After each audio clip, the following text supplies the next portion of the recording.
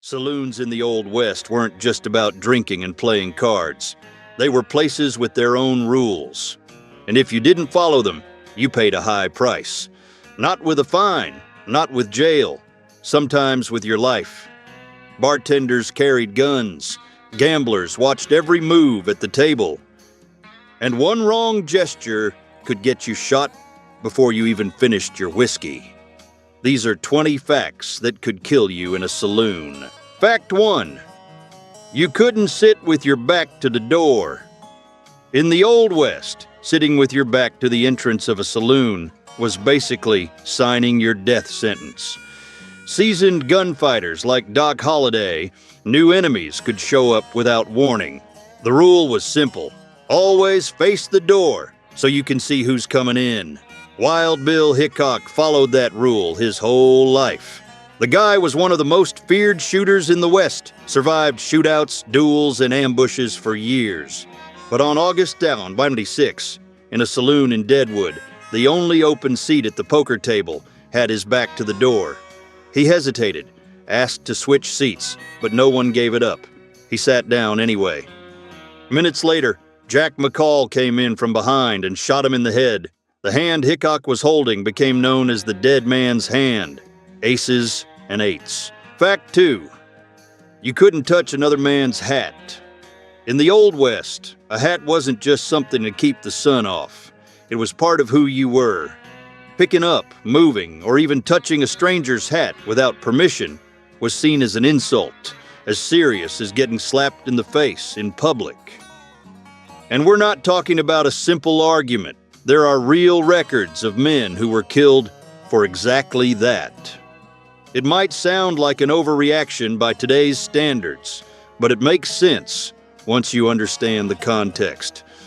Back then, there wasn't a courthouse on every corner, and there weren't cops patrolling the streets. What a man truly had was his reputation. If someone disrespected you in front of others and you didn't respond, the message was clear. Anyone could do the same. So that gesture that seems silly was actually a direct test of authority. And in the West, tests like that usually ended badly. Fact 3. You couldn't refuse a round that was offered. In Old West saloons, when someone set a whiskey in front of you, you drank it. End of story. Refusing was like telling the guy to his face that he wasn't worth your company. In a place where a man's honor mattered more than money, that was basically an invitation to a fight. And we're not talking shoving matches. In towns like Dodge City, records from the time show that turning down a drink caused more trouble than cheating at poker.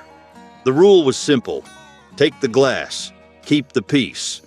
Didn't matter if you were already drunk or if you didn't even like drinking. That sip was a silent agreement between two men. It was your way of saying you respected the people there.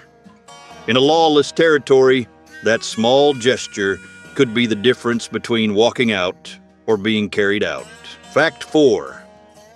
In the Old West, there was a rule nobody wrote down, but everybody followed. You didn't ask where someone came from or what their real name was. It wasn't in any law code. It was a silent agreement between men who knew that curiosity could cost you your life. Towns like Tombstone and Dodge City were full of people who'd left trouble behind. Civil War deserters, men running from arrest warrants, husbands who'd abandoned entire families. Everybody started over with a new name and a made-up story. Asking too many questions was the same as looking for a fight. Bartenders knew that better than anyone. They poured whiskey without making small talk, because they understood that at that bar, killers and preachers sat side by side. And silence was the only deal that kept everyone alive until the next day. Fact 5. In Old West saloons, accusing someone of cheating without showing proof, right then and there, could cost you your life. There was no argument and no second chance. The West's unwritten code gave the accused the right to respond with violence on the spot, in front of everyone, and nobody in the room would step in. If you were going to open your mouth and call someone a cheater, you'd better already have the hidden card in your hand or the loaded die ready to throw on the table. Because without solid evidence, your words became a deadly insult. A lot of men died not because they were wrong about the cheating, but because they spoke before they proved it. It was a brutal rule, but every gambler knew it before sitting down at a poker table. In the West, your tongue killed faster than a revolver. Fact 6. In Old West saloons, you could watch a card game with no problem. But if you got up and stood behind a player, looking at his cards, things changed fast. Even if you didn't say a word, everyone assumed you were feeding information to someone at the table. At faro tables, which were some of the most popular back then, the floor had specific markings showing where spectators could stand. All it took was one step outside that spot for the dealer to stop everything. The game would freeze right away, and every eye in the room would turn to you. In that silence, you had seconds to explain yourself. And depending on who was playing, a bad explanation could cost you a whole lot more than just getting kicked out of the saloon. Fact 7. In the Old West, how long a horse stayed tied up to a hitching post could cause trouble for its owner. A lot of towns had rules about it. If the animal spent too long standing in the sun without water, the sheriff could fine the guy or even lock him up. But the detail most people don't know is something else. Sheriffs themselves used the horses tied up out front of saloons as a kind of thermometer for what was going on inside. A horse standing there for hours meant its owner was stuck at a gambling table in a fight or passed out in the back of the bar. It was a silent warning sign. Some marshals would make their rounds looking specifically at the animals on the posts. If they recognized the horse of someone known for causing trouble, they'd go in ready. The animal outside was telling a story its owner inside didn't even realize he was telling. Fact 8. In Old West saloons, there was a rule most people today don't know. If two men started a fight, nobody around them got involved. Didn't matter if you knew one of them. Didn't matter if you thought one of them was wrong. Stepping into that situation automatically meant taking a side. And taking a side when nobody asked you to was the same as painting a target on your back. The only person who could step in was the bartender. The saloon was his territory, and keeping order there was part of the job. Everyone else just backed off, ordered another drink, and waited for it to play out before making any move. Sounds strange, but that logic saved lives.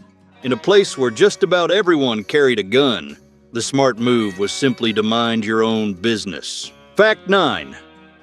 A lot of people think that in the Old West, the sheriff was the one in charge. Not always. In a lot of towns, the real power was in the hands of the saloon owner.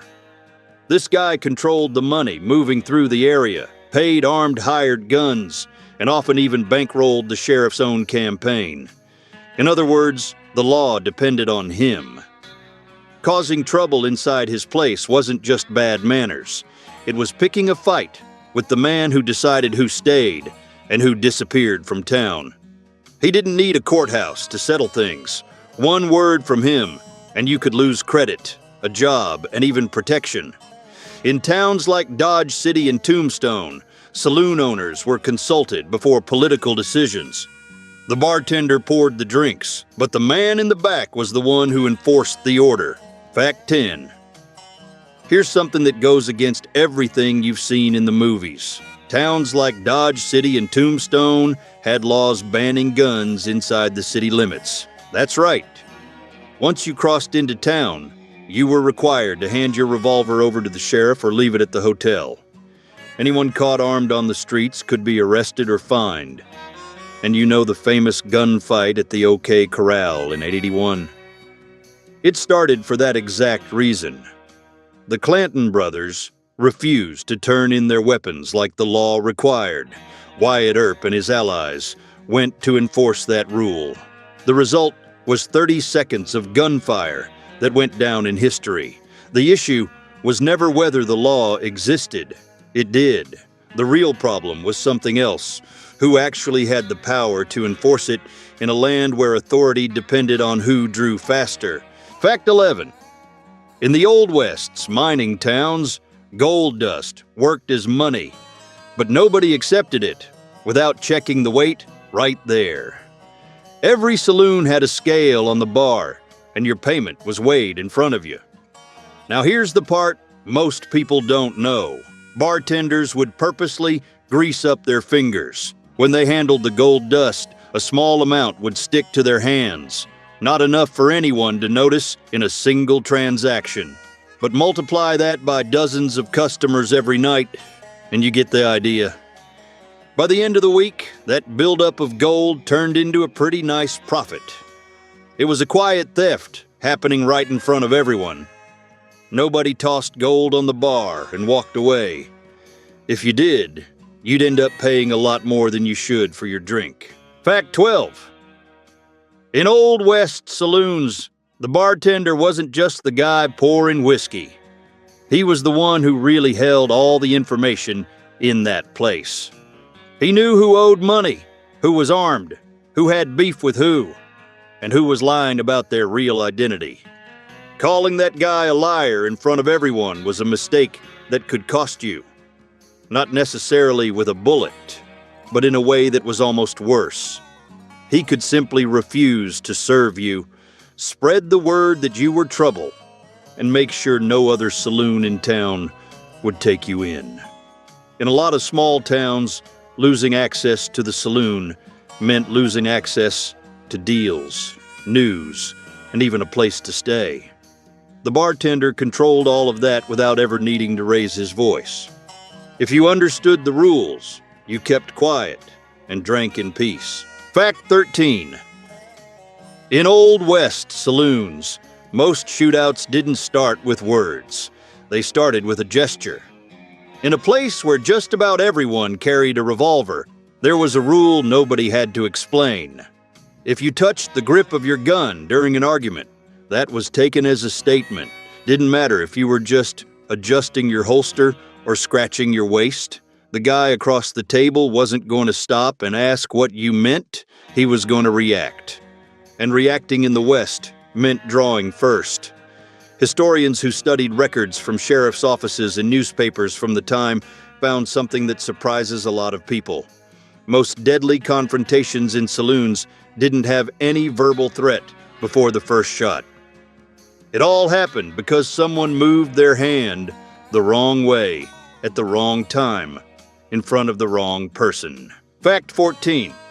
In 880, the war had been over for 15 years, but inside Western saloons, that topic was still alive like embers under ash.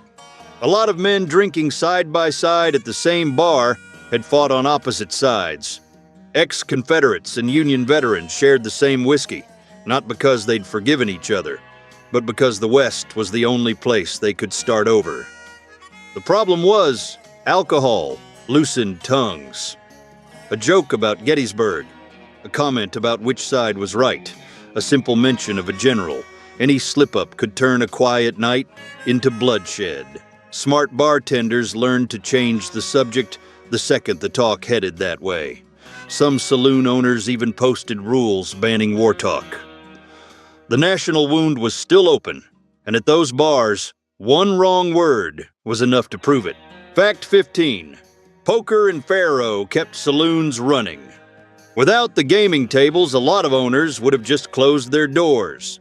And those tables had their own rules that everyone knew. The dealer controlled the pace. The house pros had their seats. Even people who were just watching had to respect a set spot. Touching the cards out of turn, interrupting a big round, or jumping into a hand without being invited caused trouble right away. But the most dangerous thing someone could do was accuse another player of cheating. Even if it was true, because the response almost never came with words. Wild Bill Hickok, one of the most well-known gamblers in the Old West, was killed with a shot in the back during a game in Deadwood in 1876. Fact 16. Fire was more feared than any gunfighter in the Old West. Whole towns were built out of dry wood, and one careless mistake could wipe a community off the map in minutes. That's why a lot of saloons had a guy at the door with one job: make sure no open flame came into the place. Torches and open oil lamps were turned away without debate. Only closed lanterns were allowed, and there was a good reason for all that fear. The Great Chicago Fire in 1881 destroyed more than 17,000 structures and left 100,000 people homeless. That shook the whole country.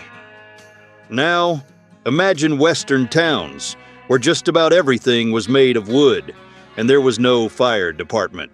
A saloon catching fire could take the whole block with it in minutes. Prevention wasn't being picky. It was survival. Fact 17. In Old West saloons, women weren't there just to serve drinks or dance. They were the center of the business. Dancers, companions, backroom workers. They all brought money straight into the owner's pocket. And because of that, they had real protection. Mess with one of them without permission, don't pay what you agreed on, or cause a scene. You weren't just offending the woman. You were costing the boss money. And the response came fast, usually with force. But here's the part nobody talks about. Those women heard everything. Every conversation, every drunk confession, every hidden debt. They knew who owed who was running from the law, and who was planning what. In a place where information was worth as much as gold, they had more power than anyone realized. Fact 18. In an Old West saloon, you could find a preacher sitting next to a wanted killer.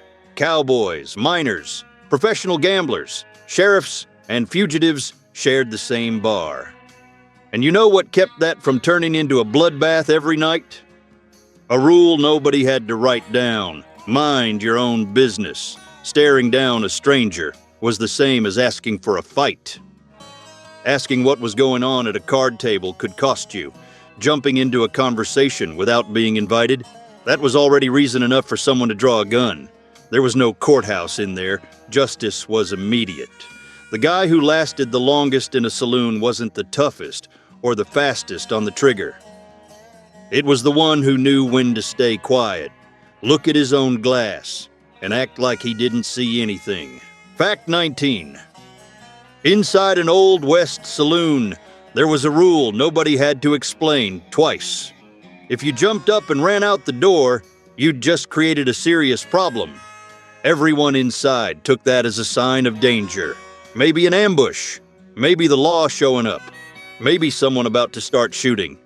In seconds, hands went to holsters, and men took cover behind tables and the bar. A simple guy who just remembered he'd left his horse untied could end up getting shot in the back before anyone even understood what happened. So the rule was clear. You walked, always. Even if you were in a hurry, even if you were scared to death. How fast you moved told everyone in there what your intention was. Fact 20. Skipping out on a tab in an Old West saloon wasn't just shameless. It was risking your life. With no bank, no judge, no working court system, the bar owner had one option: handle it right then and there. Men were followed, cornered, and in extreme cases, killed over debts worth just pennies. Not because of the amount, because of the principle. In a place where a written contract didn't mean anything, your word was everything. And breaking your word had a physical, immediate consequence. A lot of people think the danger of the Old West was in the famous shootouts, but most men who died back then didn't fall in a duel. They died for not understanding the rules of the place they were in. You could survive a whole night in a saloon. You just had to pay the bill, walk slowly to the door, and keep your hands away from your holster.